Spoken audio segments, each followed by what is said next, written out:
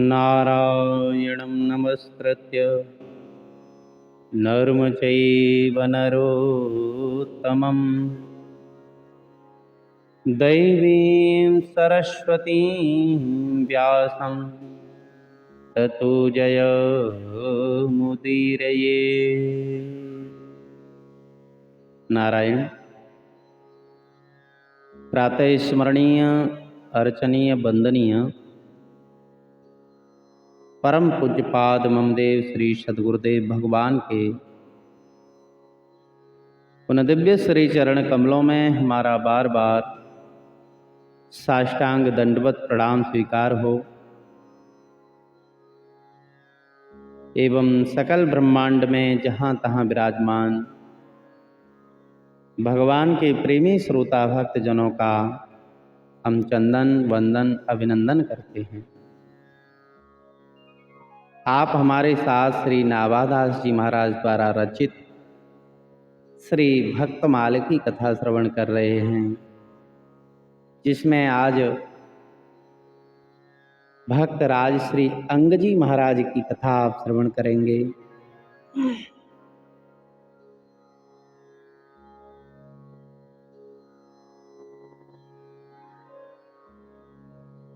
महाभागवत श्री ध्रुवजी महाराज के वंश में राजऋषि अंगजी का प्रादुर्भाव हुआ था। उनके पिताजी का नाम था उल्मुख और माता का नाम था पुष्करणी।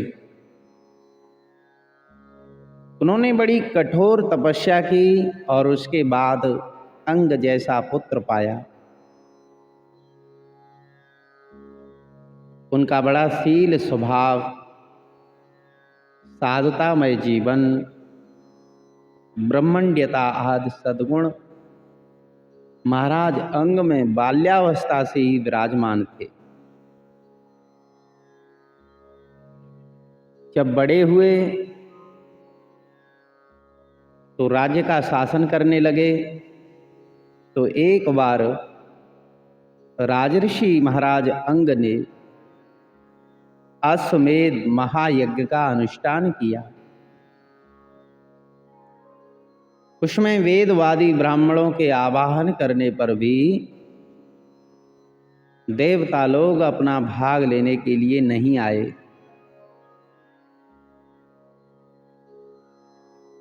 तो यज्ञ अनुष्ठान कराने वाले ऋतुजों ने आश्चर्यचकित होकर के अपने यजमान राजऋषि महाराज अंग से कहा कि राजन, हम आहुतियों के रूप में आपका जो घी आदि पदार्थ हवन करते हैं उसको देवता लोग स्वीकार नहीं कर रहे हैं।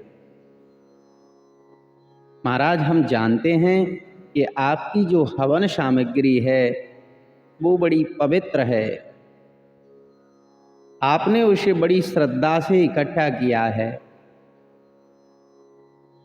और हम भी अपना नियम पूर्वक वेद मंत्रों का उच्चारण कर रहे हैं, तो वे मंत्र भी बलहीन नहीं हैं, क्योंकि उनका प्रयोग करने वाले ऋतिजगण सभी नियमों का पूर्णतया से पालन कर रहे हैं।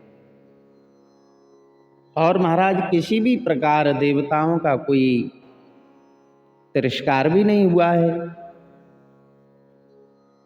फिर भी कर्माध्यक्ष देवता लोग अपना भाग नहीं ले रहे हैं। अब तो महाराज अंग ये सुनकर के बड़े उदास हो गए और इन्होंने विचार किया कि शायद मेरे ही कर्म में कोई ना कोई गड़बड़ी है। अपने अपराध के बारे में, अपने बारे में जिज्ञासा जाहिर की तो बड़े जानकार विद्वान जो लोग थे उन्होंने कहा कि राजन,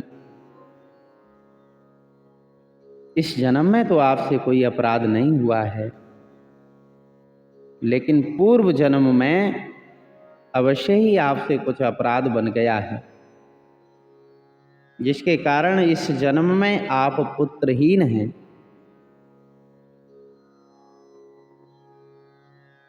और देवता लोग भी ऐसा विचार कर रहे हैं कि आपके बाद उनको कौन भोग सामग्री प्रदान करेगा, कौन उनके लिए यज्ञ अनुष्ठान करेगा। आपके पुत्र न होने के कारण देवता लोग भी चिंता में हैं। लेकिन हम लोग ऐसा विश्वास आपको दिलाते हैं कि अगर आप पुत्र की कामना से यज्ञ करेंगे तो यज्ञपति भगवान अवश्य आपको पुत्र प्रदान करेंगे। अब तो राजऋषि महाराज अंग ने कहा कि ठीक है, आप पहले पुत्रेष्टि यज्ञ ही करावें। और विधि विधान के द्वारा पुत्रेष्टि यज्ञ किया गया। ऋतजों के सत्य प्रयत्न से यज्ञ पूर्ण भी हो गया। अंतिम आहुति डालते ही अग्नि कुंड से एक दिव्य पुरुष सोने के पात्र में सिद्ध खीर लेकर के प्रकट हुए। राजऋषि अंग ने उस चरु को अपनी अंजलि में ले लिया और स्वयं उसको सूंघा। बड़े प्रसन्न हुए और प्रसन्नता पूर्वक उन्होंने अपनी पत्नी को वो दे दिया। अब तो महारानी ने पुत्रदायिनी जब खीर खाई तो गर्भ धारण हो गया और यथा समय पर उनको एक पुत्र हुआ जिनका नाम था वेन।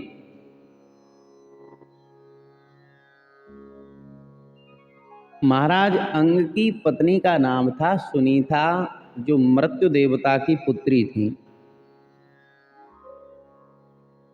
विवाह के समय वंश का भी पता करना चाहिए कि वंश कैसा है। अब मृत्यु देवता की पुत्री हैं तो पुत्र तो हुआ महाराज अंग को, लेकिन अपने नाना मृत्यु देवता के गुणों वाला, स्वभाव वाला, लक्षणों वाला वो हुआ। अब तो महाराज क्या पशु, क्या पक्षी, क्या मनुष्य, वो दुष्ट बालक हंसते हंसते सहज स्वभाव से उनके प्राणों को हरण कर लेता था।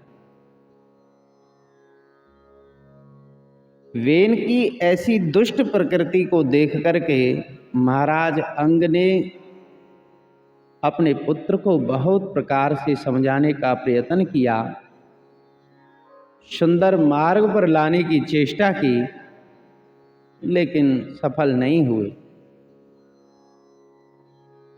अब तो पुत्र से उनको बड़ा दुख हुआ और मन ही मन सोचने लगे कि जिन गृहस्थों के पुत्र नहीं हैं उन्होंने अवश्य ही पूर्व जन्म में भगवान श्री हरि की आराधना करी होगी। इसी कारण उन्हें कपूत की करतूतों से होने वाला असहनीय क्लेश नहीं सहना पड़ रहा है, जिससे सब प्रकार के अनर्थों की प्राप्ति होती है, कुल में कलंक लगता है। ऐसी नाम मात्र की संतान के लिए कौन समझदार ललचावेगा।